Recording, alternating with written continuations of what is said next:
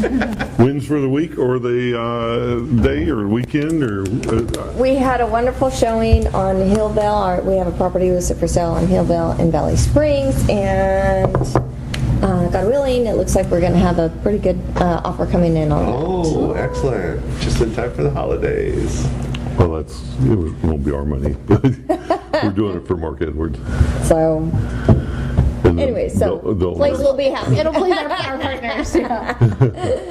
Yeah, it'll be good. That'll be nice. That property's listed for $1.299 million. Wow. So. Huge. That's a big win. That'd be I was awesome. trying to get the mic on you. There's so many chairs at this table. I felt so separated from normal when I sat down. I was like, why are you so far? Yeah. Well, I thought Monique would be here. Oh, yeah. Yeah. There we go. So that's why the two chairs. My buyer lead I've been working on, she kind of took a week hiatus, and she was like really communicating with me back and forth, so I thought maybe she was having some reservations, but she's just had a busy week, so she got back to me with her email, so I'm going to link her up with the lender. And then I had another buyer lead come in yesterday. Very cool. So we're going to connect tomorrow. And you move in today? And I get my keys today for my property, for my first property. Yeah, so congratulations. Thank you. See, Dad thinks you remember that. Yeah, I But, know. you get your keys I'm like, today. yeah, that is today. Sandra, I don't think Scott was here when you were here last. No, I So don't think so. Sandra can is. I don't think I might use. And I'm Mackenzie. Hi. Oh. Okay. I knew you Nice to before you meet came you. in here, but Yeah, I keep talking about I've heard you. about you, Sandra. Yeah. Was she the one on the computer? Yeah, probably. Okay, Yes. yeah, doing the flyers. And Yeah, Okay. it was- so I it did- was I did months get ago. that. It was a All long the time. time, yeah. Yeah. Darn state of California, man. Any other wins? I saw Izzy yesterday. He's like, the house went pending. Oh. I was like, I'm sorry. So we have to get his email and start sending him Yeah. listing alerts. He has a phone appointment today with Mark Massa. He said Mark something. I was like, Mark Massa? Something. He couldn't. He said his last name super funny. I was like, Mark Massa? Massa? Her sister calls him Mufasa for some reason. I see. Probably don't want to know.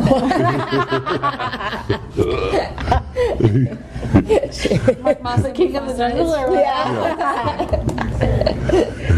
Okay. So let's go on to our. Oh, Welcome, Sandra. I thought we just did. Welcome, Sandra. Introduced her to the last person. Yeah, that's our big win is you passing that test. I'm so happy. And you being here. Happy to be here finally.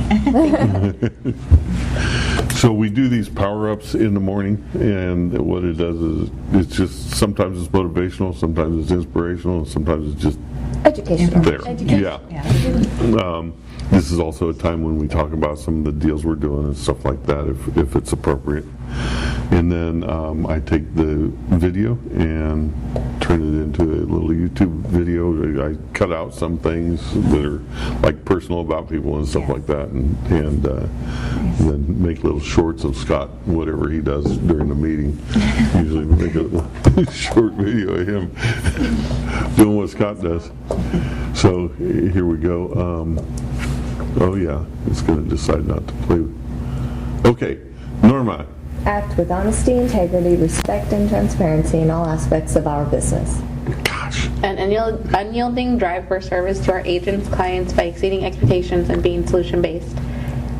A culture of pride, dedication, and enthusiasm that is evident in all interactions. We develop relationships that make a positive difference in our customers' and teams' lives.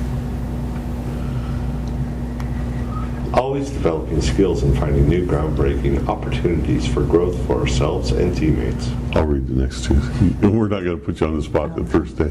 A devotion to teamwork through collaboration, honoring commitments, and accountability to results. Our team will exhibit a will to win in the marketplace and in every aspect of our business. Okay. Chris Suarez, who's one of the two top leaders at Place, did the New York Marathon, okay? And this is what we're calling on the night after the marathon, a letter from Chris Suarez. He effed it up. Oh, he did? Yeah. He did. Chris wouldn't say that. He wouldn't. I don't even think he would say he effed it up. He'd say he messed it up Yeah, or he something like that. He said he failed.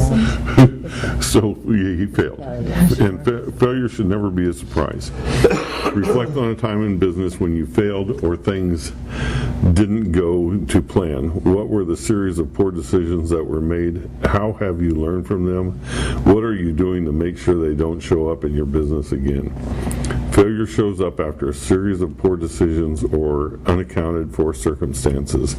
As I reflected on the race, this is Chris talking, after the finish line, I found myself finding multiple instances before and during the race where I made poor decisions. I own that and regret not noticing or adjusting in the moment.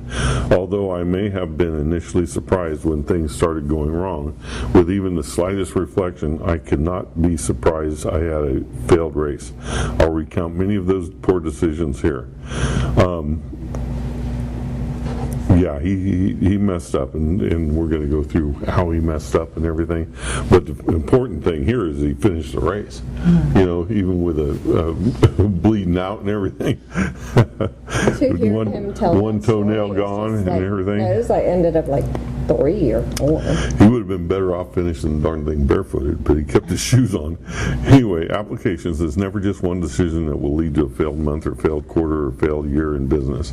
After the race, a good friend told me that in aviation, when a plane crashes, on average there were combined 7 poor decisions, equipment issues, or circumstantial challenges the pilot had to deal with. It's never one thing. Look for those decisions and mistakes along the way and correct quickly before another gets added to your list. If you find yourself in a place of failure, go back and uncover what led up to it in lieu of looking for one thing to blame. You know, you were pushing around an ambulance for a while, and you know, there's a lot of things that can go wrong. You know, and some one of the problems a lot of people have is they don't want to look at what causes the failure because it's admitting guilt. You know, admitting to being part of it. But the only way, like airplane crashes are so rare. I mean, there's so many planes up in the air. And the reason they don't crash as frequently as they used to is because every single one is completely reviewed.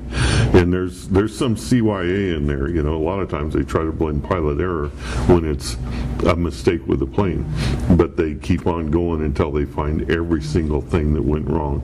And part of it may be pilot error because they didn't respond to the signals correctly, but a lot of time it's actual malfunctions in the plane combined with pilot error combined with other things.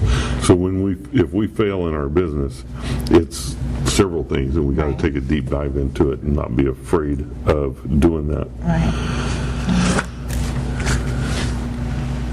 Continuing on, lesson 2.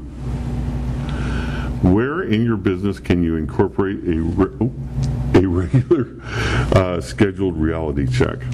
It's important in any competition to not over-index in either confidence or optimism. I am not a great cold weather runner due to exercise-induced asthma. The thought of a marathon on November 6th in New York definitely had me concerned. When I heard that the weather was to be in the low 70s and overcast, I was grateful for the perfect day to run. It gave me renewed confidence in my ability to have a great race day and spurred my optimism in my physical capacity to perform. Adrenaline played a role in driving optimism and confidence as well. I was so sure I would finish as planned. I had set up a Zoom call for 45 minutes after my expected ending time. Meetings set up for afterwards. I started the race running 7-minute miles, even running mile 3 in 6 minutes and 50 seconds. This was not abnormally fast for me, as I had trained to hit a certain number of 7-minute miles and then pulled back to 8-minute miles, which would provide some strong relief. However, I felt great and kept pushing that pace. It was too fast, especially given what was to come. It drained some energy that I'm certain would have been better used later in a race when I hit some unexpected challenges. And it says application. To be successful in any business, we have to both we have to be both confident and optimistic, but either of those two without a filter or current reality is deadly. We can't continue charging ahead with our plan as the market changes, the environment changes, the competition changes, or the consumer changes. There will be many game time decisions to make in 2023. Be flexible and add a dose of reality to your confidence this year. Where in your business can you incorporate a regular scheduled reality check, gap analysis each week? We were working so hard to do the business because business was just flying at us, right? We were working so hard to get the systems in place to keep the closings going and to keep the houses on the market, you know, and all that stuff, that we backed away from what was generating the leads and what was getting the people into our system, and we didn't have agents to hand off these buyer leads to. So thank goodness we got them now. And so we were letting a lot of leads go to the wayside, you know, and because we were so busy handling the work, which was very nice and everything, but it's time to shift, and we're going back to lead generation. We're going back to making our phone calls, and but it's kind of cool because we went from we'd have 9 open escrows in a month, and we were like, oh, we're getting our butt kicked, you know, to having 16 open escrows in a month, 17, I think it was a total of 19 open escrows in a month, and, you know, you'd have, it helps us get our systems dialed in for when we have that volume, and hopefully we're going to have even more volumes than that in the future. But now it's going out and chasing it down and getting it, dragging it in a cave, and not all that glitters is gold. I think this is a good one. Reflect on a time that you got distracted by shiny object syndrome, on an ongoing belief that there's something new or better worth pursuing out there. There's always people calling you and telling you they got the magic formula, the easy button and everything for real estate.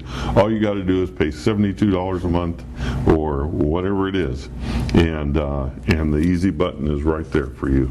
And the easy button is actually to do the work. Make your phone calls, call your sphere, call everybody you know. Consistency. And consistency. Oh, Chris, a month before the race, I needed to get a new pair of running shoes. I had put hundreds of miles on my training shoes, loved them, had performed well in them, and planned to get to the running store and just get a new pair of the same brand and style of my go-to shoe. Life happens, and I didn't make that a priority. Although I kept telling myself to get to the store to get the shoes, I kept putting it off for other seemingly more important things. Finally, 10 days before the race, I ran into the store. The salesman convinced me that the shoes I had been training in were not great racing shoes, and so I switched from my On Clouds to some fancy carbon Hokas. I don't even know what either of those is. I was told if I wanted to run for speed, I should definitely consider running in the Hokas. So opted to make the change. I was assured if I could get 30 to 35 miles on those shoes before race day, I'd be fine. Rookie mistake number 1. As I think back now, I had already told myself I was going to be happy with any time. I was hitting practice runs of 18 and 20 miles, well faster than I thought I'd be able to ever run my first marathon in over 16 years. So why did I get lured by the shoe that potentially could cut some time off my mile? Why take a chance on something that promised to shave off a few seconds when those few seconds weren't consequential to the goal I'd set for myself. That new shoe resulted in some foot problems during the race that led to a bleeding just 7 miles into the race. What started with my left foot led to my right foot. My fancy white Hoka was red by mile 10, a sign that I'd lost way too much blood, but I still ran through it. I was pacing at a personal best even through the first half of the race. Application: if you have a successful business today, don't be fooled by glitter that doesn't turn into gold. There are always promises of sources of new business, new fancy marketing programs, someone to sell you something, new lead sources that magically hand you buyers or sellers, or new products that are sure to make the phone ring. Keep focused on your core business. Don't get distracted by the glitter. There's more there, but I'll just leave it at that. Just focus on a time when this happened to you. It's happened to us too many times. Everybody's got that. Oh yeah, well that'll get us business. The hockey team. Yeah. Sponsored a hockey team. It's no longer in Stockton. Lesson 4. When it's time to perform, it's too late to practice. Are you practicing scripts for all scenarios? How are you preparing to handle unique objections that you will likely face in 2023? Now, one of the things we do once you fully get your license and everything is we go in and we look at houses too. We preview a lot of houses. What you want is not only the scripts, you want the knowledge of what houses look like, what condition they're in that gets them this price, or what condition they're in that gets them sold this fast for the price. So that's why we review houses, is just so we have knowledge, and we share knowledge at these things too, so we know what the market's doing. When you're engaged in a conversation, you're now going to be looked at as the expert. Okay, and you're going to be able to act as the expert because you're going to have all these things that we talk about routinely in your mind. You can never put in too much practice. Sure, at a certain time too close to race day, you may be over preparing and risking injury, but none at the right time. You can never prepare too much. In my circumstance, I believed I was ready and prepared for this race. I had put in literally hundreds of miles of training, following a very specific schedule. I flew out to New York 4 weeks before the race and ran 21 miles of the actual course at 7-minute 45-second miles. Faster than my target pace. Although I had put in some practice, I had failed to prepare with changed circumstances in mind. I had failed to prepare in warmer temperatures, in higher humidity. I had failed to prepare with the same diet I expected to use pre-race and during the race. By mile 4, I had sweat completely through my shirt and shorts. I had previously run 10 and 15, 20 miles without sweating nearly as much. I noticed it in the moment, however, I didn't adjust. I hadn't run that play. I hadn't practiced that. I hadn't scripted through that in my mind. So I didn't think twice about it and just kept running my old script. I didn't have the foresight to realize I was going to rob my body of almost all minerals. Based on that, by mile 14, my legs began seizing up. Every leg muscle began to cramp, leaving me physically incapable of running. Every step I was dragging either leg forward. I started to drink Gatorade, again a rookie mistake. I felt I needed to drink it out of necessity. I hadn't put any sugar in my body for 19 months prior to that, and my body rejected it. I had not practiced that. For the entire rest of the race, I was throwing up 2 to 3 times every mile. Lack of preparation for alternative situations led to a miserably failed performance. Application. We often think that once we know how to do something, we're good. We can go out and get on the phone, knock on the door, sit in the front of the prospect. We stop role-playing and practicing It's that practicing that allows us to pivot and call the right audibles at the moment. I had crafted too many perfect training environments, either on my tread or outside on perfect running days. I didn't account for environmental change. I didn't practice how to overcome unique objections on the phone and on the appointment. It is too late to practice. On the phone, it's too late to practice. So you keep on going. Lesson 5, don't throw away failure. What affirmations can you tell yourself when experiencing failure? You know, it's like I said last week, you know, talk to yourself like you would to someone you loved, you know. And most of the time, we wouldn't tell someone we love, hey, go ahead and give up. Oh, no. You know, we'd Suck. yeah, you suck, you're terrible, why'd you do that? You drive on, you know. There was one moment between mile 18 and 19 that I remember asking myself briefly if I should call it. This was not my race. I was not running a marathon. It was very clear to me that I had walked the previous 3 miles and would need to walk the remaining 7. At that point, a policeman had already asked me to step out and get some medical help. I was clearly in pain, not able to walk in a straight line, and had some signs of dehydration. I could see him zombieing down the street. But I reminded myself that I had already promised I was going to disconnect from my time to finish. If I was being congruent with that statement, the only thing I had to do was take every step for the next 7 miles and think about this failure on my way to the finish line. Some may challenge that mindset, but it was healthy for me. At this point, I could already see where I went wrong. I could already see the mistakes I'd made. Not all of them were clear to me at that moment, but enough of them were that I told myself that I was going to take every step it required to finish this race and walk through this failure.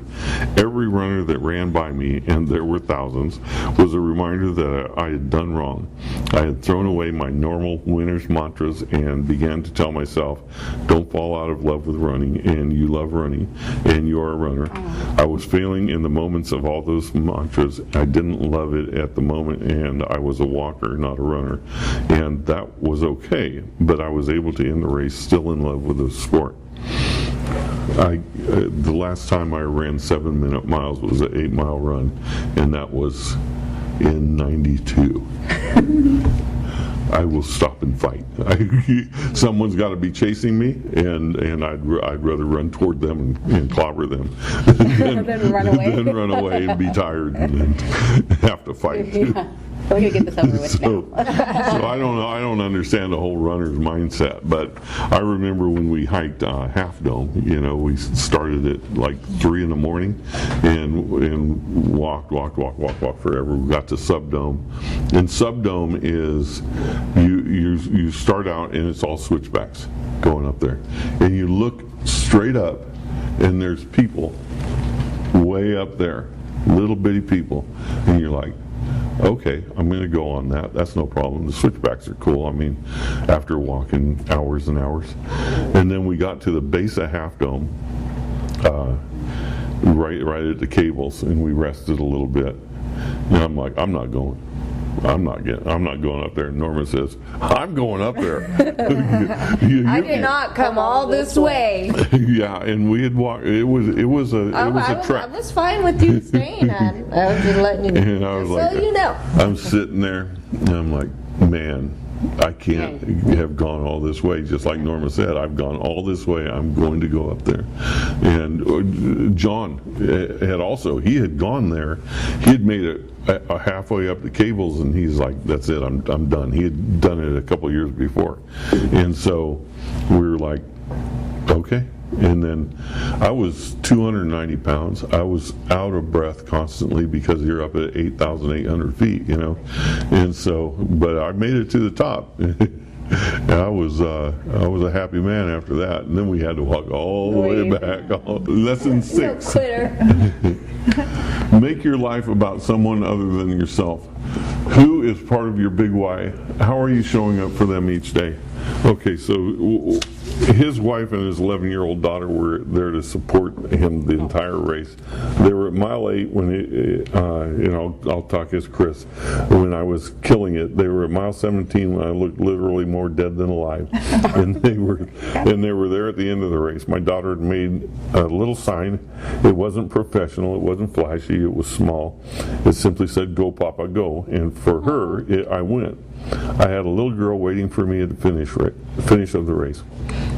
She wasn't tracking my time. She wasn't comparing me to others. In small letters on the bottom of the sign it said, "The fastest runner." Well, I wasn't, and I never was going to be.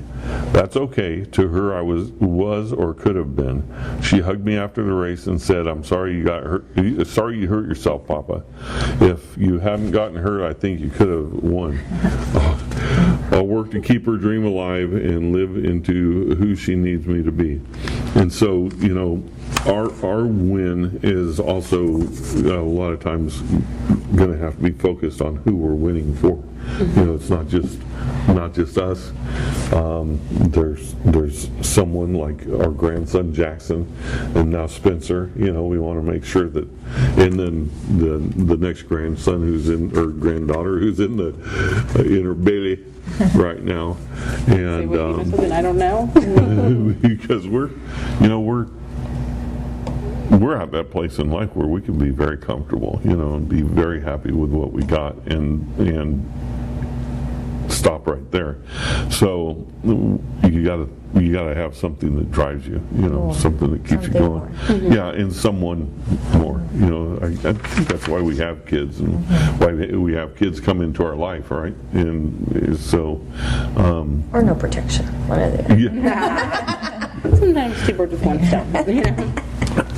So that is it. What are we grateful for? Develop an attitude of gratitude. Say thank you to everyone you meet for everything they do for you. Brian Tracy said that. And of course, thank God for everything that exists in your life.